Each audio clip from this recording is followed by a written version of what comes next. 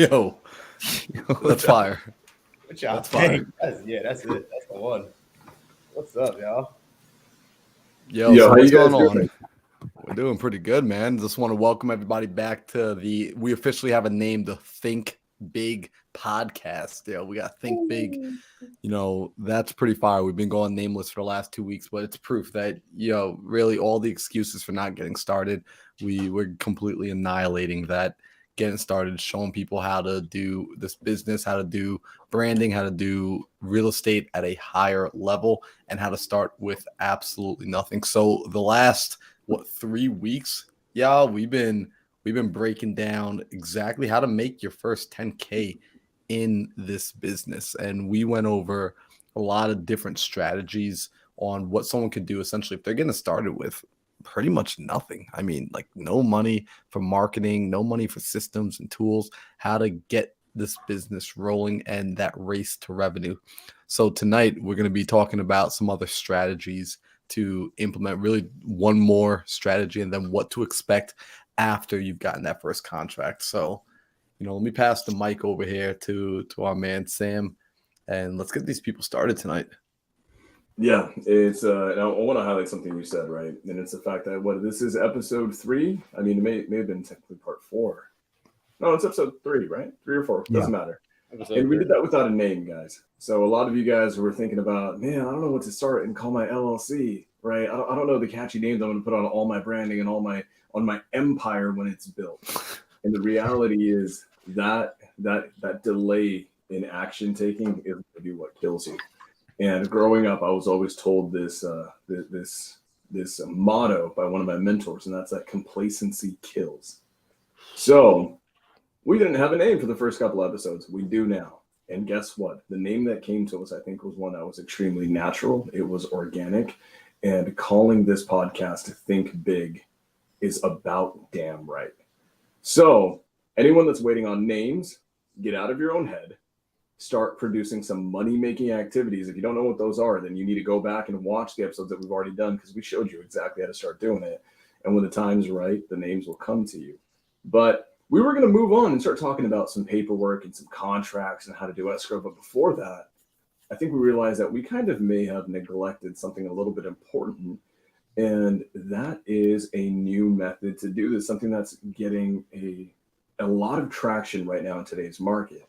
And that is realtor outreach. What we mean by that is going onto the MLS, finding on-market properties, and then pitching potentially a cash number for a wholesale deal or creative finance, and you can still wholesale that too. Daryl, right now, on market, is there a ton of opportunity for wholesalers? Bro, I just locked up a deal on market today, literally. And Sam, I barely make any calls, right? And to know that this one, it took me about 3 days to get this under contract. But there's different ways to reach out to real estate agents, right? You can go the method that I think everybody is doing now, which is going to the properties that are listed on the market for a certain amount of days, 30 plus days, right? And calling to see why this hasn't sold yet. What we actually do is we go for the relationships, right? We actually look up all the real estate agents in the market. And shout out to Jonas Korchin. He showed me this method, the Scorch method, where you're reaching out to all the agents in the area, right? Regardless if they have a deal listed or not, and just introducing yourself, right? Setting up a call and building a relationship, letting them know like, hey, I'm helping out other real estate agents in this area with creative finance, anything, right? Anything that we do, right? And you paint that picture for them. And that's what we've been doing. We've been getting a lot of success doing that. There's a lot of opportunities for investors dealing with agents. So, okay. And here's one thing that I want to highlight, guys. When we talk about wholesale specifically, right? We talk about wholesale, we talk about, let's just say, even creative finance. A lot of the times that doesn't go well with going on market with a realtor, because usually when people are selling with a real estate agent on market on the MLS, what ends up happening is they want usually a little bit too much money. And why is there an opportunity now, guys? It's because with the market trending down the way it is, with interest rates rising the way that they are, anyone that doesn't know, in December, interest rates are going to raise at least another 0.5%. Now, what does that do? It means conventional retail buyers, they're going to pull back. It hurts their affordability. They don't want to be able to go and buy a new 30-year loan at a 7% plus interest rate. It's dangerous and it's scary to do that. So these properties that are sitting on market, like Daryl pointed out, I mean, they may be on market for 30, 60, 90, 100 plus days. And I can't let Daryl just show me up like that and tell me that he just freaking locked up an on-market property. We just assigned an on-market creative wholesale to a creative buyer. And what did we do there? We went on market. We went to Tampa, Florida, one of the best markets in the country. Found a property that is beautiful, gorgeous. It looks great. It's been sitting on market for over 100 days and hasn't sold. And one thing that Daryl said that's critical, if you guys didn't catch it, this is the closer in him because he's a freaking phenom on the phones, is asking them, why hasn't this sold yet? That is a critical thing to ask these agents. This is a beautiful home. I mean, it looks great. It's in Tampa, Florida. It's 30 minutes from the water. Why haven't you sold it yet? Why haven't you made money on it yet? What's going on? And what's going to happen is you're going to get the story. You're going to get the story. And you're going to find out through that story what the seller is trying to achieve. Now, I want to highlight Alejandro here because Alejandro is not just a closer, but he is a killer creative closer. And that is just another beast in and of itself. So Alejandro, when you're going on market, talking to agents, how would you go about getting a creative finance deal? That's a great question, man. It's almost a little bit too easy. Like 6 months ago, it's like these realtors like do not want to listen to what you got to say to them about creative finance. But like, what? Why would the seller do that? But now they're starting to be a little bit more open-minded because of the situations, because of the market. There's a lot of sellers that are, putting their properties on the market and they have no equity. I've seen a ton of no equity deals here in the past couple of months. And realtors, when you approach them with a solution, now for me personally, I don't overcomplicate. I don't just tell the realtor, hey, let's do a subject to, and leave the mortgage under the seller's name. Like if you tell a realtor that it's not experienced with creative finance on that end, they're pretty much somewhat going to hang up the phone on you. So you just approach them with, just keep it simple, keep it third grade level. But hey, why don't we just figure this out? What is it that the seller needs to solve their problem and move on to the next journey? We're perfect. This is what I have to offer. I can solve it. This is just the terms. And they'd be like, okay. Especially for realtors that have been having it on there for 3 months, 2 months, 2.5 months, 3 months. Okay. I don't know. Like I've had realtors that, hey, I don't understand how this works, but I'm willing to put you and the seller on the phone. I literally just had this a couple of weeks ago. She had no idea what I was pitching her, but she got me on the phone with the seller, and the seller like, yeah, that can work. And she was even asking me, hey, can you show me how to write up the contract for these type of terms? I was like, wow, okay, this was definitely not the case a few months ago, but thankfully, we have these tools we can use to still solve a lot of people's problems and continue benefiting from that and taking down properties and helping other sellers, homeowners to move on to the next journey. So really excited for this quarter. A lot of people are scared. People have, doubts. Me, I'm excited. I'm excited for what's ahead.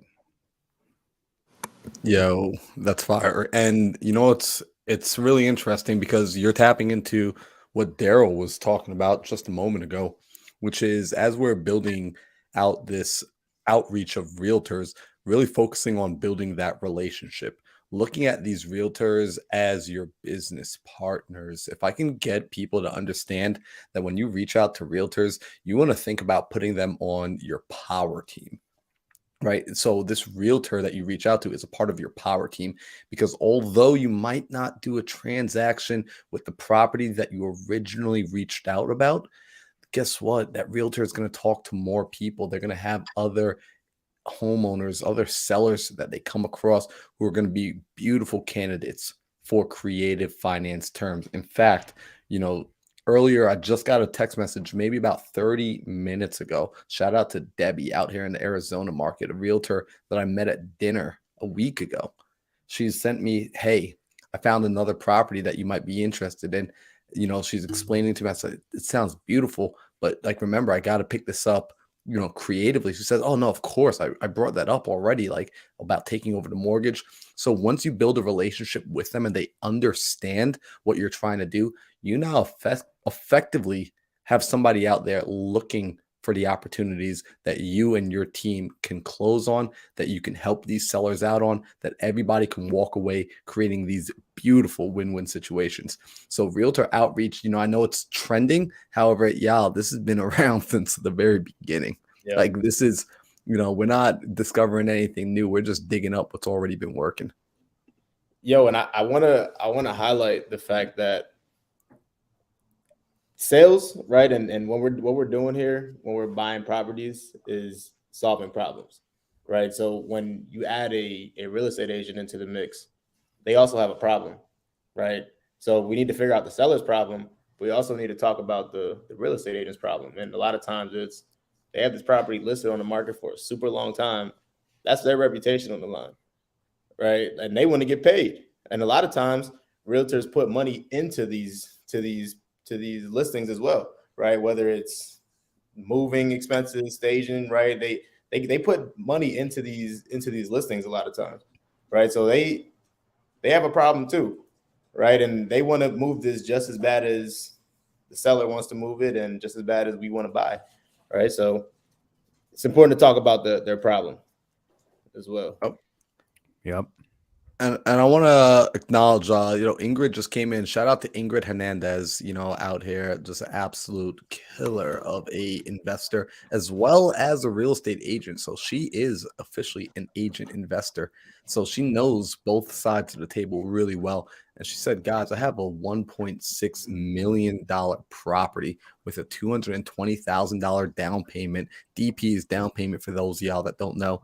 And she asked, who do we have? You know, this thing potentially could do 300K in STR. That's short-term rental projections.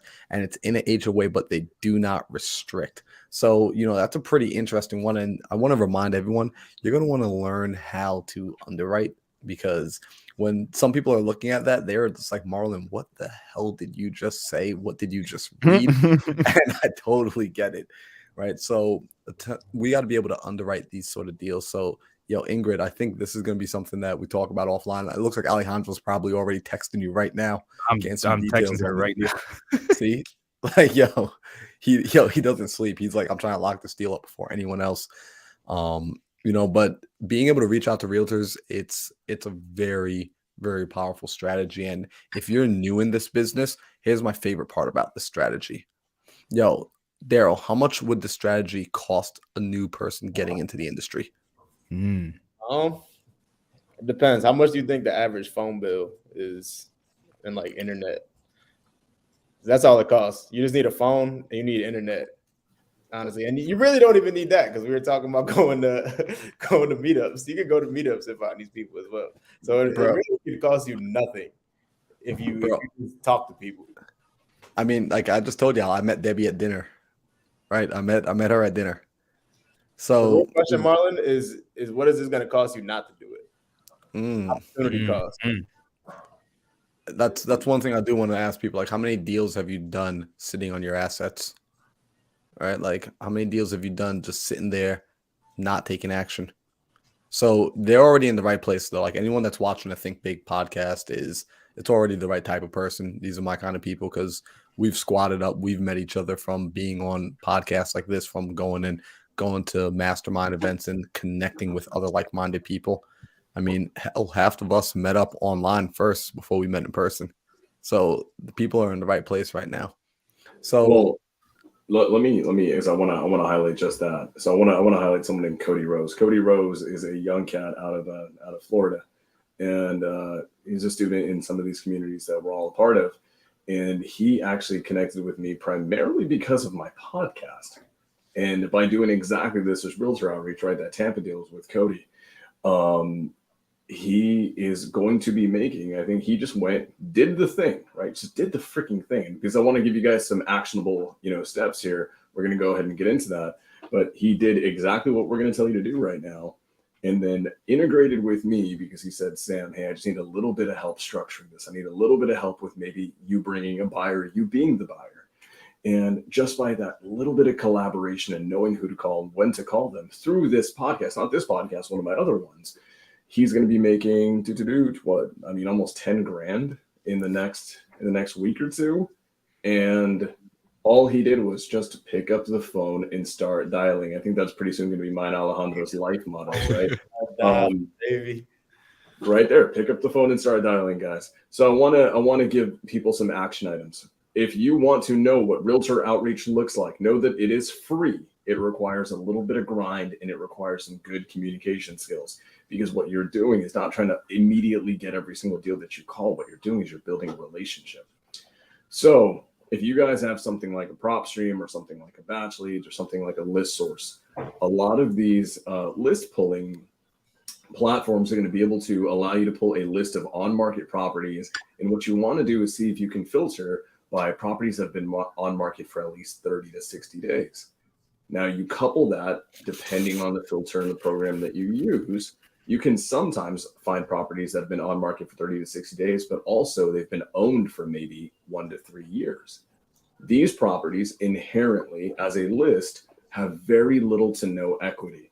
So when you start calling these realtors and say, hey, you want $400,000 for this, I see that your seller bought it last year. Are they ready to cut a check and lose money on this deal? They're all going to tell you, hell no, they're not. Well, great. I have this strategy that we actually deploy all the time. It's called sub 2. Or conversely, if it's a seller financially, just pitch it the same way.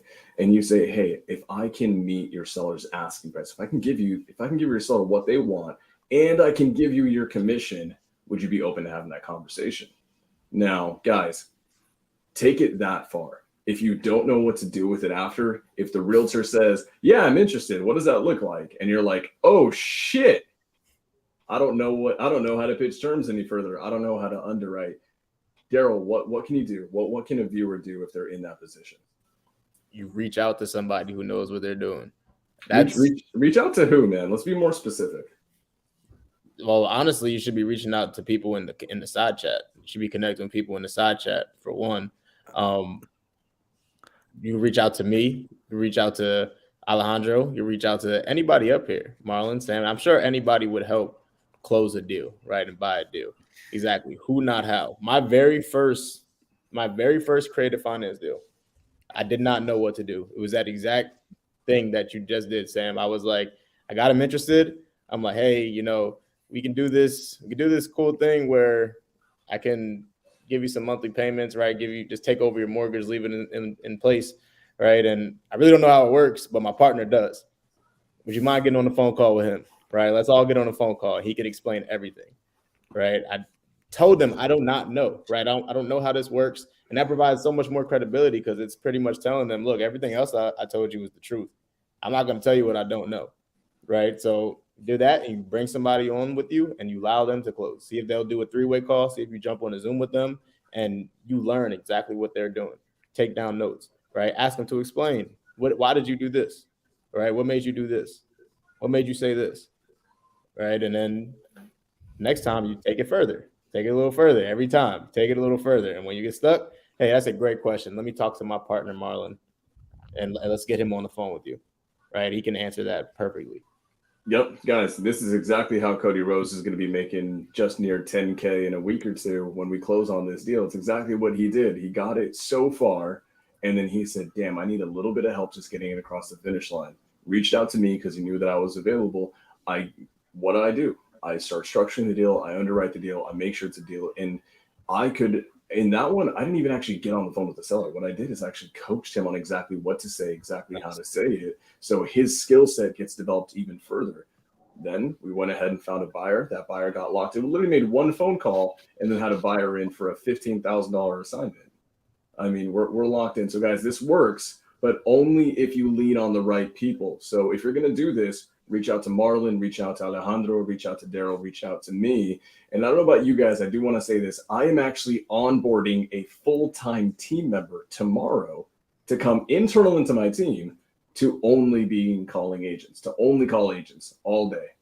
And then what we're going to do with them is we're going to give them actually a uninterrupted or a undiluted, non-diluted assignment fee for every single deal. And all they have to do is this, just make the calls, take it just to the link that Daryl did on that first deal, and then tag us in. We come in, we close it, we buy it or we sell it, and then they get the check on it. So super easy stuff, but I want to get us moving, guys. So go get that list that we talked about, right? Start calling that list, hammer it away. You will find deals. I promise you. It is so easy right now.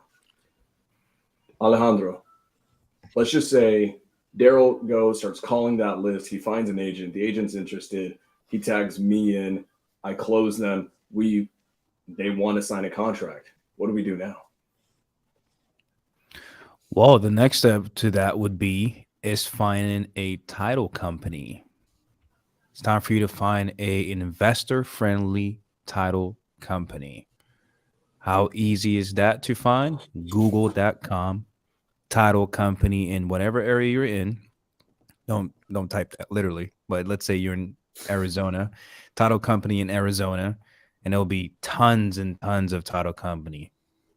Pick up the phone, you start dialing. You simply ask him, hey, just wanted to see if you work with investors, right? You ask him the question, do you do blind huts? Do you do assignments? Have you done this? A lot of the time they can be like, yeah, we do this all the time.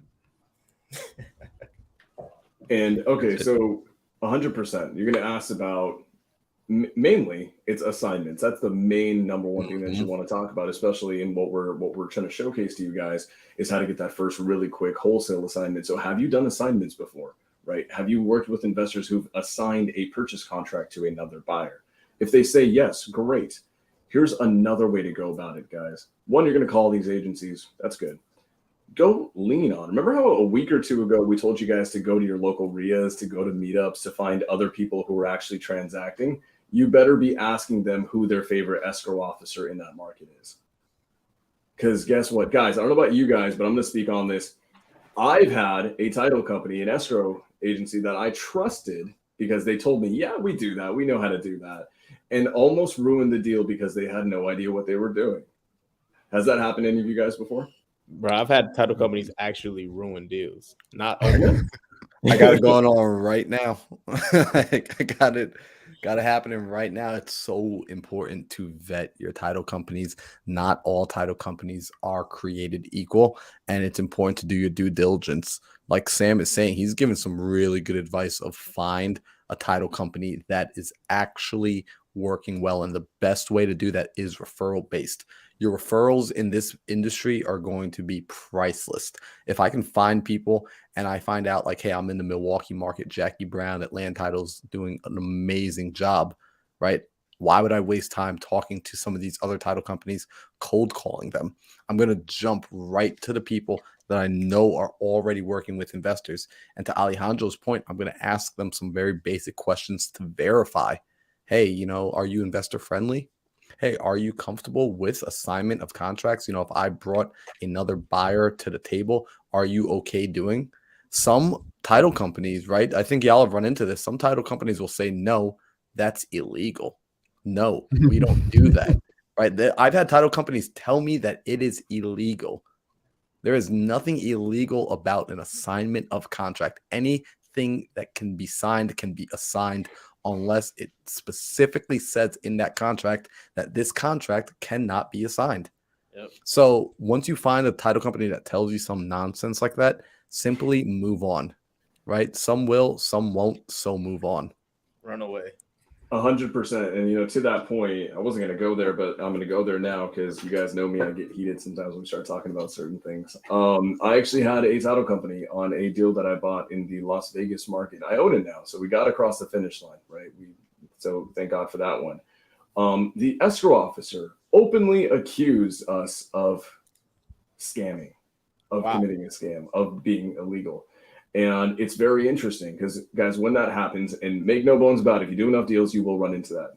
Make no bones about it. You guys will get you guys will have deals stolen from you from other wholesalers.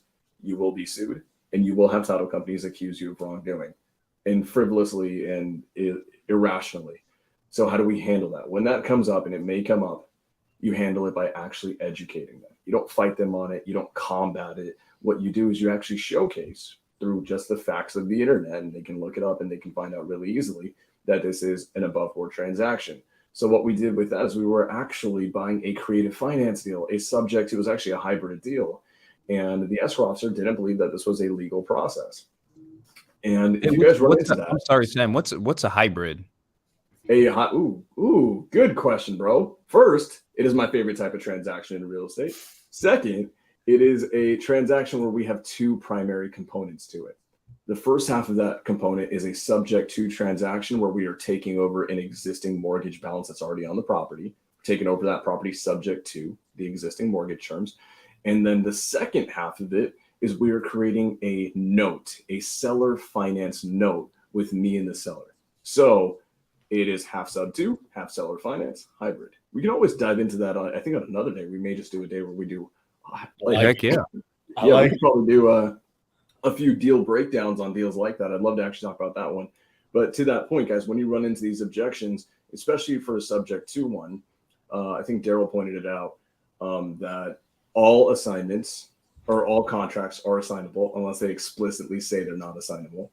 And then a subject to transaction, to my knowledge, in every single state's real estate commission purchase agreement actually has a line item in it that says a property can be taken over subject to the existing mortgage. And with that property in Vegas, that's exactly what I did. This escrow officer accused us of wrongdoing, and I asked them to please look at the state-sponsored residential purchase agreement.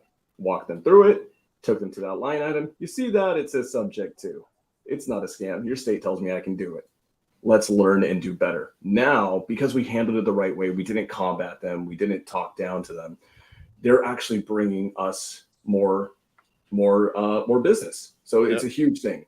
So guys, we have a purchase contract. We're in escrow.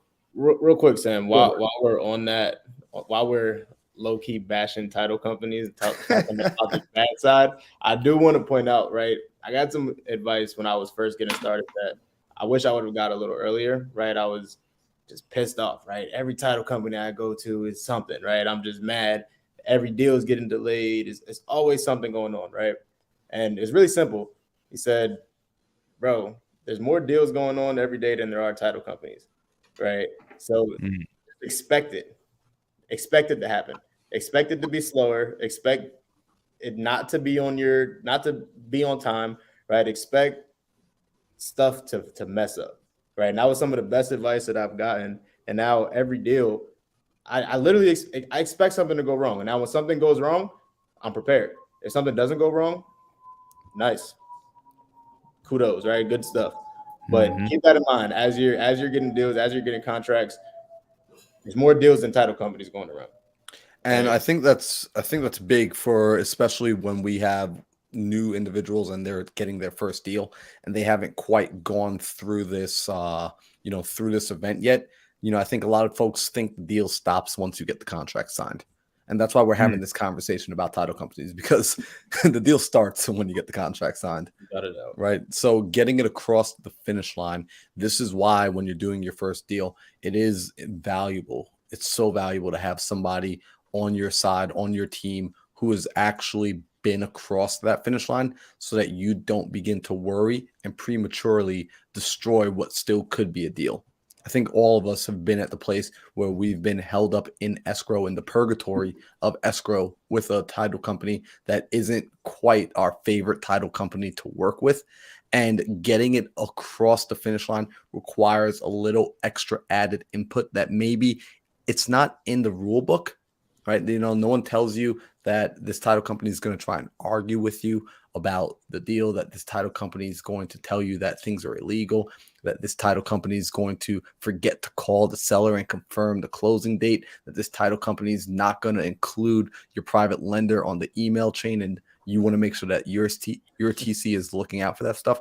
There's going to be a little bit of nuance there, right? And we can't possibly tell you everything in the world because anything can happen. So like Daryl's saying, be prepared for these unknown situations. And I wish somebody had said this to me, because when I had signed my first contract, I had no clue what was coming next. I really did not know that anything was going to happen. Like, I was just, I got the contract signed. Now what? Now what? So, you know, the fact that you're learning this right now and you're listening and you're aware that there's a process afterwards, you're already ahead of the curve. You're already ahead of where we were when we started. So I just want to shout y'all out for being here right now.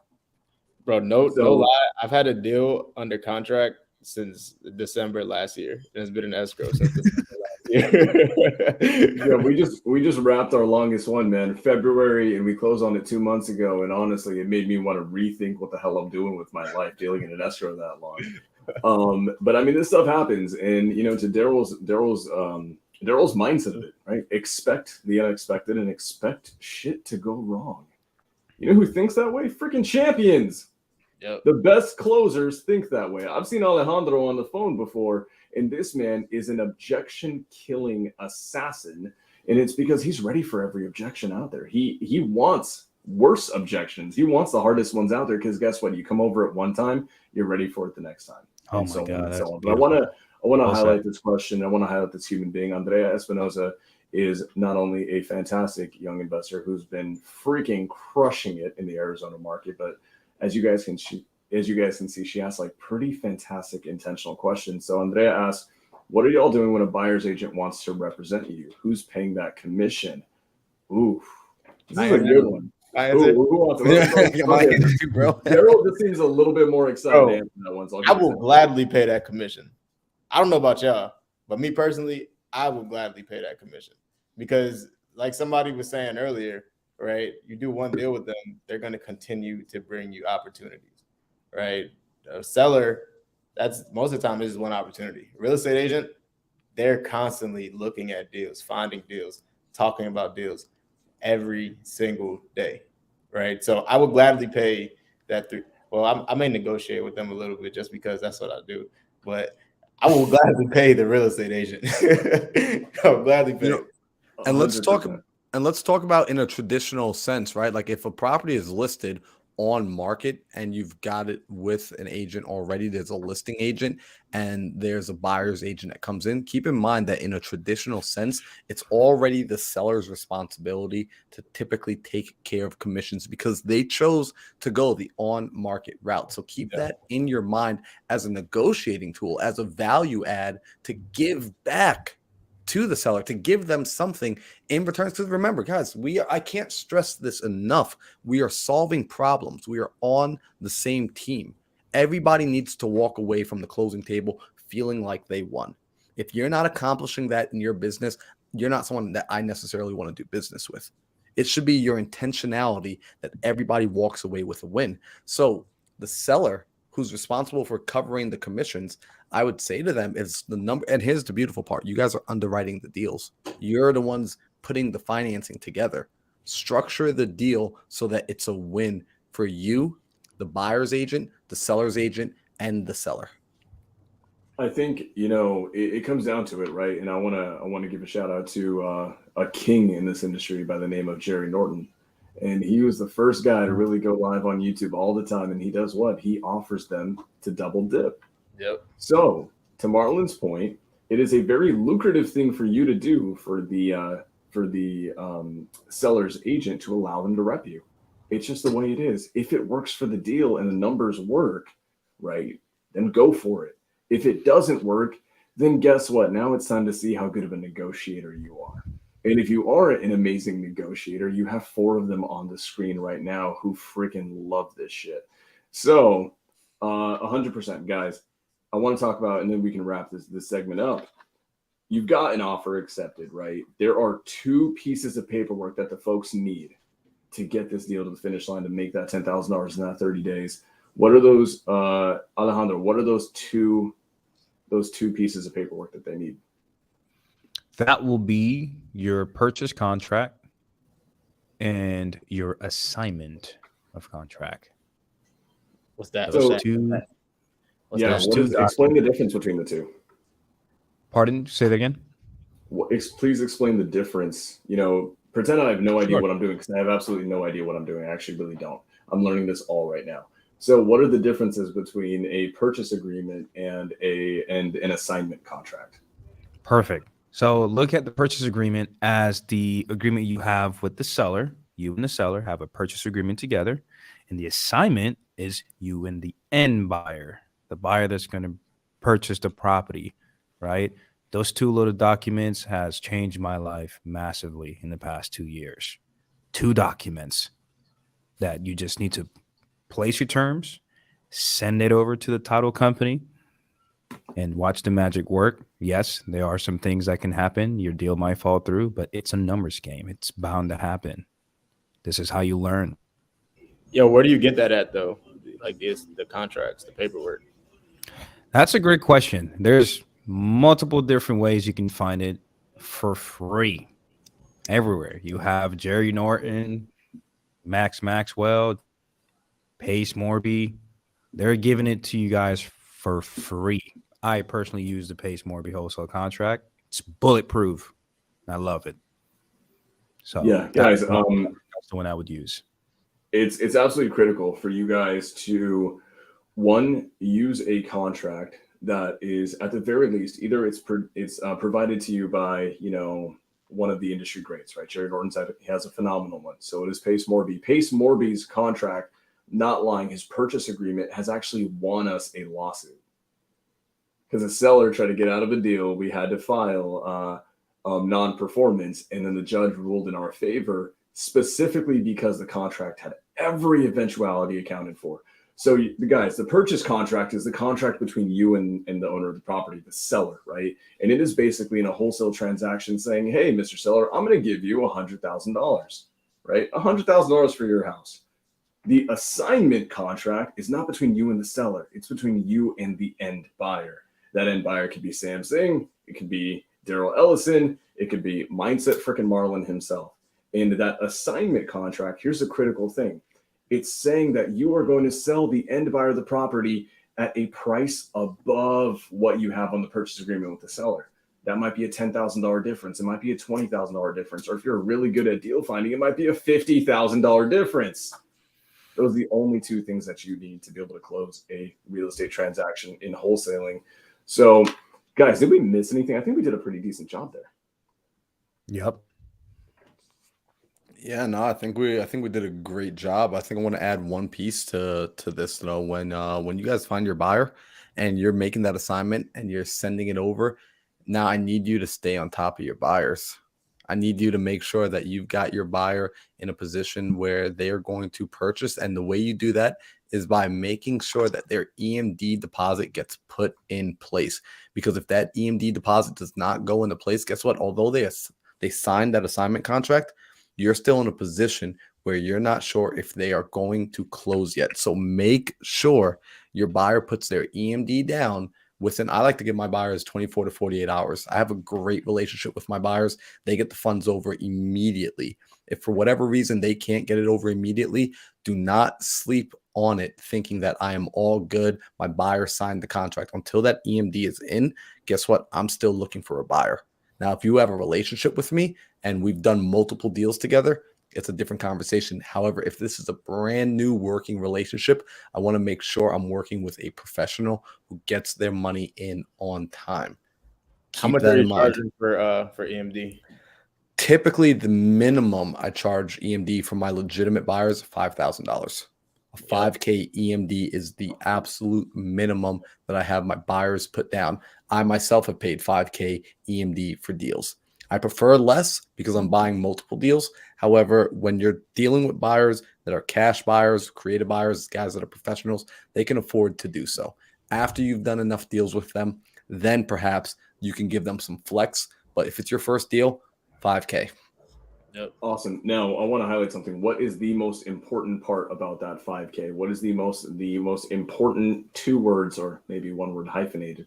What is the most important term to have before that 5K in your assignment contract? Non-refundable, baby. Yeah. Non-refundable. That is the most important thing. So that deal that we assigned today in Tampa, the buyer actually sent over wire receipts, which is pretty cool. It happened today. And it was $5,000. non-refundable. That needs to be communicated to your buyers. Daryl, why is that $5,000 non-refundable? Because buyers back out every day, B. And you want to make it hurt, right? You want to make them like think about it, right? Like if I'm put this money down, I'm gonna close on this, right? Like $5,000 that a lot of times people don't want to walk away from that, right? People don't want to walk away from $5,000. I'll tell you one time, right? And this is what I was gonna talk about. Be careful as well. Like ask your buyers, how are they paying for this? Right? Like, how are they going to pay for this property? Is it going to be private lenders? Is it going to be their own cash? Are they going to be a hard money lender? Are they going to get a hard money lender? Right? Now, a hard money lender, be careful. Be careful, because a lot of times, right, the hard money lender, they want to inspect the property. They want changes to be done. They want this and they want that. So I always say, make sure if they have a hard money lender, make sure their hard money lender walk the property, or make sure they put a big enough EMD that it's going to support it, right? It's going to make them think about it, right? The last time, the biggest earnest money I've ever charged, and I brag about this, right? Because I feel good. I had somebody put down $20K EMD on a single family house because he had a hard money lender, and I'm sorry, it wasn't a single family, it was a triplex, but he put down $20K EMD. Because he had a hard money lender. The hard money lender, we found out after he signed the paperwork that he wanted the property vacant. He wanted the property delivered vacant, right? So I'm like, okay, I can do that, but it's going to take me a lot of time. And if I get these people out of their property, out of their home, I need to guarantee that you're going to buy this property. And $20,000 sounds like it makes sense, right? And he's like, that makes sense to me. He did it, and we closed on the deal. Our assignment fee wasn't even $20,000, but I made sure that he put down enough to where it hurt, right? So make sure you're vetting these people, and you make sure you understand where their money's coming from, because it's a long-term relationship, right? And buyers, when you're talking to buyers, that is negotiation as well. That is sales as well. You're actually selling something now, right? So make sure you're not letting these buyers just walk all over you, right? You're not letting them say, "Oh, it's whatever," right? Because they will try it. They're salespeople. A lot of them are sharks, right? And if they can get the lowest deal possible from you, they will, right? So yeah, I'll say this. The reality is, guys, to that point, they're sharks. A lot of those buyers were wholesalers before, right? They were closers once upon a time, right? They were like in the trenches like you are right now. How do I know this? How does Daryl know this? Because we're those guys right now. So we are closers, we're wholesalers, but guess what? Now we're also buyers. So when wholesalers bring us deals, do you think that we're going to stop being closers and we're going to not get the best deal for us as possible? Hell no. We're going to get that deal as juicy as possible. So this is really important for you guys to know. And I'm going to hammer this down because Daryl made a phenomenal point. Not all buyers are built the same. Not all buyers are funded the same. The people going the hard money route, typically, depending on the deal and depending on the market and how expensive it is, they may not be hyper liquid themselves. Now, what does that say about them and their buying tendencies, right? You're going to deal with buyers who are consistently buying a house a week, right? These are real deal operators, and this is not their first rodeo. So you need to ask about liquidity. Hey, if we get this signed today and our closing is 2 weeks out, will you be funded before closing? Yep. Right? I don't care about you getting the money. Is that money going to be at title in time for us to close? That's all things that you want to do. And this is my principle, my business. I don't know about you guys. Before we assign a property or sell a deal, we get at least a minimum of 3 separate offers from legitimate buyers. We don't make any decisions before we get at least 3. Why? Because we don't want to make emotional decisions. We make data-driven decisions. Guys, I think we're freaking crushing. I think some people are going to make $10,000 in the next 30 days. And if they don't, it's because they didn't take the action. And I will 100% throw that out there. Marlon, as we're coming up to the finish line here for tonight's podcast, what are we doing, man? And we showed people how to make $10,000 in 30 days. I mean, what's next? What other things can we teach people? Yeah. So Sam, the biggest thing, now people have been given some of the action items on what they can do right away to go out and produce some money, some revenue inside this business. The next thing that we need to focus on, and this is why the title is called Think Big, is we need to get people understanding what it means to be a real estate investor.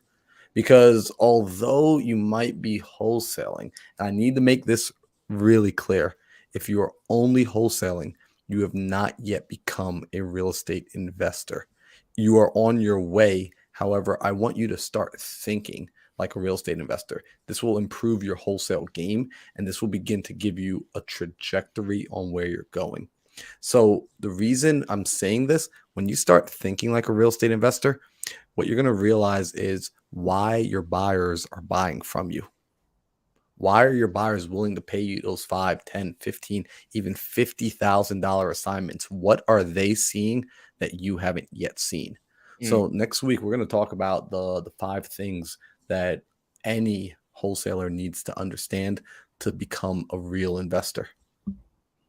Perfect. And if I can add one more thing when it comes to transaction, I'll make it really quick. And then we have some really good questions on the chat as well. So whenever you guys get your deal assigned, when you have your assignment and assigned by your buyer, do not wait for that buyer to contact the title company.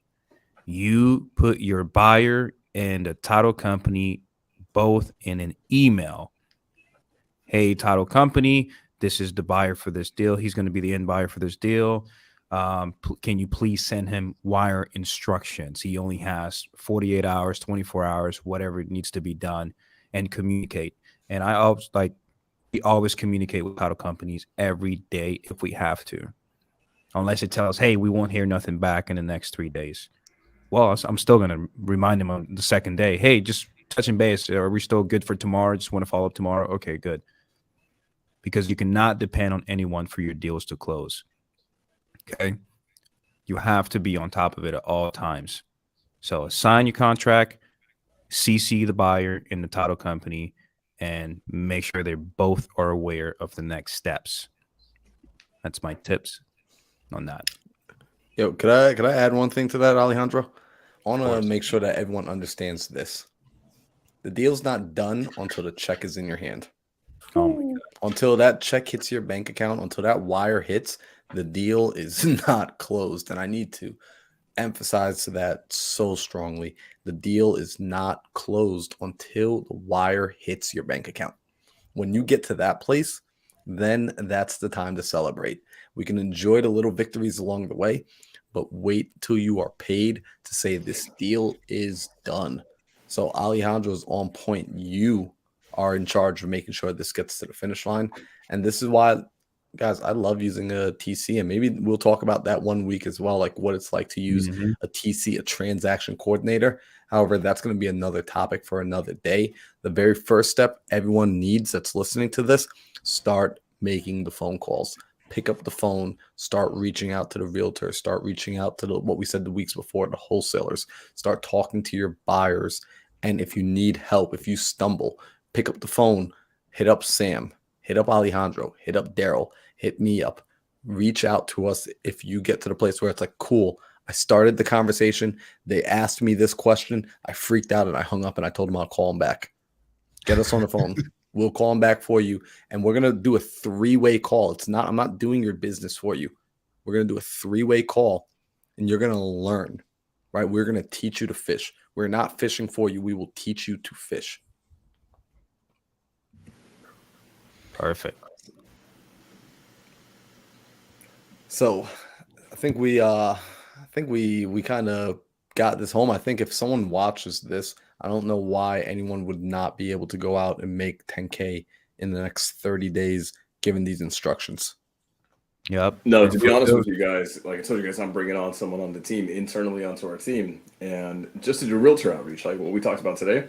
Full transparency, I'm going to give them less instruction than we gave over the last 3 weeks because they don't need this much. So, guys, be action takers, 100%. Go deploy it. Go run into some problems. Pick up the phone and start dialing a bit. Let's get to a few of these questions. Daryl, want to go and take this one on? how would you explain a novation, seller finance, or sub two to an agent? Some understand it, some do get nervous about it. What to do when they ask for big down payments? So, what I would do, I mean, I wouldn't do anything much different than what I was talking to a seller, right? First, you need to disqualify why the traditional route just doesn't work. Why does cash not work, right? And then you want to explain, you want to understand the motivation, right? What they're looking to accomplish, because if what they're looking to accomplish doesn't fit our solution, it doesn't. There's nothing you can say, right? If there's somebody who there's no reason for them to buy creatively or sell creatively, you're not going to convince anybody, right? So first you need to understand what they're planning on doing, their motivation, where they're at, what they're looking to accomplish. And you need to figure out which one of these solutions is the best for them, right? And do your best. Alejandro was talking about this a little earlier. Do your best to explain it like you're explaining to a third grader, right? You want somebody to understand it like right away, right? And just make it very simple, right? If you're going to say novation, don't use the word novation, right? How about it? We do our partnership program, right? What if we do our partnership program where, I bring the crews, I bring the money, you just bring the house, right? Everybody gets paid at the end. And with the realtor, right, you want to lead with value, right? I'll even let you list it. You can get that commission as well, right? Seller finance. So, and a lot of these as well, right? Tell third-party stories. That's the main thing, right? Tell a third-party story about how you've helped another agent, helped another seller in a very similar situation, right? So if it's a seller finance situation, you tell a third-party story about a seller that wanted too much money. They had no mortgage. They wanted to, beat capital gains. And we came in, we solved the problem. We gave them some money now, some money later, right? You make it very simple. Sub two, same thing. Make it very simple. We leave the mortgage in place. We become responsible for it. We can give them the highest price that anybody can give them, right? We can give the highest price on the market. That's not an issue. I just need to make sure it cash flows. I can also pay you, right, as an agent. You can get your commission as well. So I'll say lead with value, figure out their motivation, and then tell third-party stories. Paint that picture of the happiness, the gold at the end of the rainbow for literally everybody. And I want to add something here. I want to really highlight this. It's so incredibly important to understand the underwriting of these deals. When you're putting together a creative deal, when you yourself understand why the deal works out, why the numbers work out, what's going to end up happening is you'll be able to explain it to somebody else better. I found a lot of success when I'm talking to agents and I'm asking them for the numbers to adjust and the down payment to come down. I'm able to explain. And I actually, and maybe some people might find this to be taboo, I share with the agent my numbers. I tell them. I don't hide the fact that I'm an investor. I do this for a living and I need to make a profit. I don't hide that. I actually abundantly make it clear that the reason I'm able to pay so much, see, Mr. Investor, Mr. Agent, the reason I'm able to pay your homeowner such a high purchase price as an investor, the reason I'm able to pay them retail, in fact, sometimes even above retail, is because they've granted me the honor to make payment over time. And my monthly payment is able to be here. My entry fee is able to be here, which justifies my purchase price being up here. I can cash flow this property. So I'm okay with you collecting your commission. I'm okay with purchasing at a high price, even though it doesn't make sense from a traditional investment standpoint. I'm okay overpaying. And I use this word. I'm okay overpaying for the property because I will still be able to produce a positive cash flow. In fact, here are the numbers. Here's what I'm seeing when I look at the deal. This will build so much credibility and trust with that agent that agent will be more than happy to bring deals back to you because now your logic makes sense to them. So now they feel that they're sticking in their fiduciary responsibility of taking care of their seller by bringing their seller to you. Because remember, not all agents are greedy. Some of these agents are really looking out for their sellers. Some of these agents really care about their client and they want to make sure their client is protected. So when they understand it, they can go back and they can fight on your behalf to get the deal done. So I think you have to remember this, guys, and this is really what it kind of boils down to. We have this idea in sales, right, that you have to be an amazing persuader. But there's something more powerful than being a persuader, and that's being an educator. The second that you can educate an agent that this is what works for them and this is what doesn't, right? A lot of what we do, Daryl said it beautifully. Show them why cash doesn't work.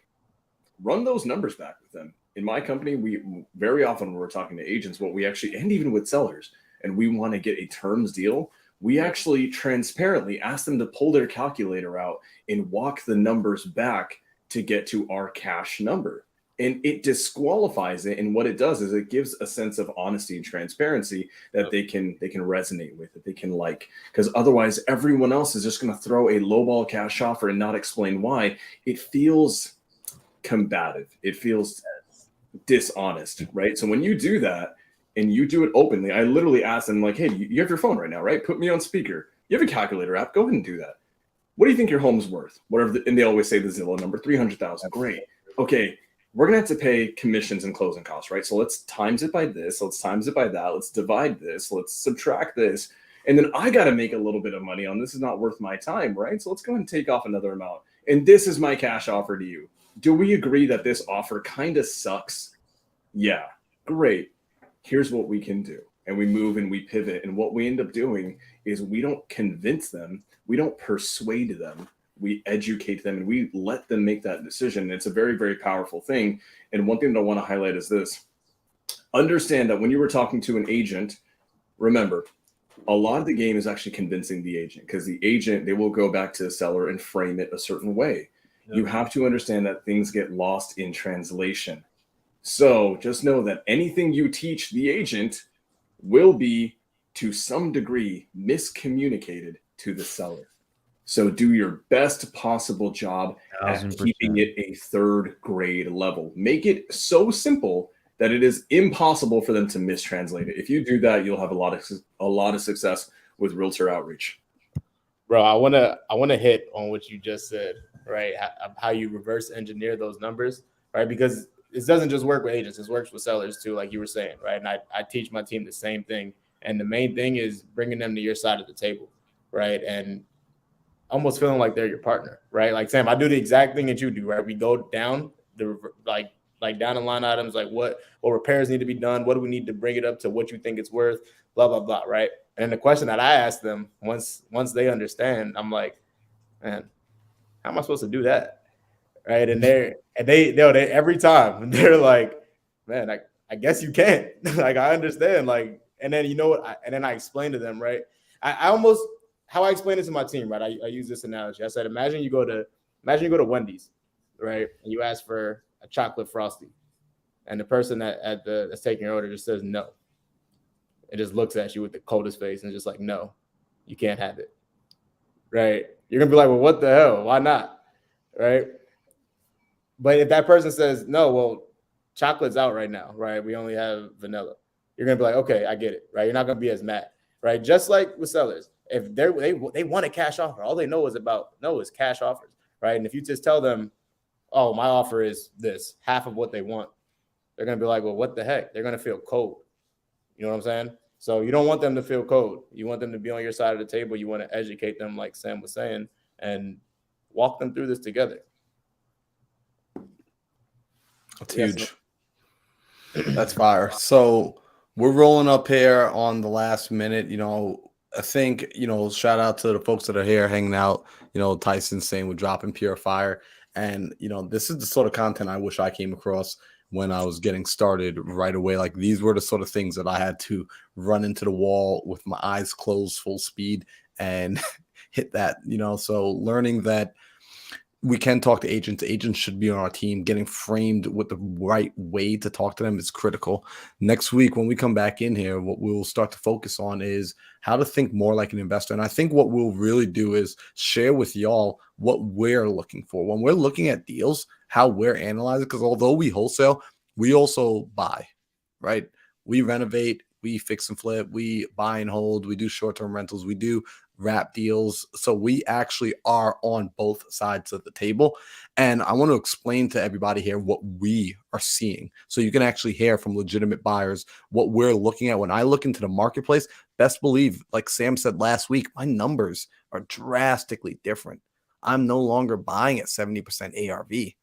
Right. I'm looking at totally different numbers. I'm running projections drastically different. So we're going to explain what we're looking at, why we're looking at that, and why it should matter to you. So on that note, I appreciate everybody for being out here. Sam, Alejandro, and Daryl, y'all have any final words you want to say to the people? Yes, I'll do some final words. If anyone have any more questions that didn't get answered, please DM me on Instagram. It's really Alvarez. I will send you a video. I will jump on a phone call with you. I will get on a Google Meet. I will get on a Zoom, and I will do that for you for free. So reach out to me, please. I generally do want to answer as many questions as I can and help you guys get your deals. We have 39 days left in this year, and we can still get a deal. Let's do it. Let's not give up. Let's not tap out. It's not over. Yo, make sure if you guys have not already subscribed to everybody's channels up here, make sure you do that. Go to everybody's Instagrams, hit the links in their bios, and subscribe to our channels. Make sure you guys like these videos. So hit the reminder, hit the little bell as well, so you guys know every time we go live, every single Tuesday. We'll be back 5 o'clock Arizona time. I don't know the other time zones. Y'all can Google it. But yo, we out of here, y'all. Peace, everybody. Happy Thanksgiving.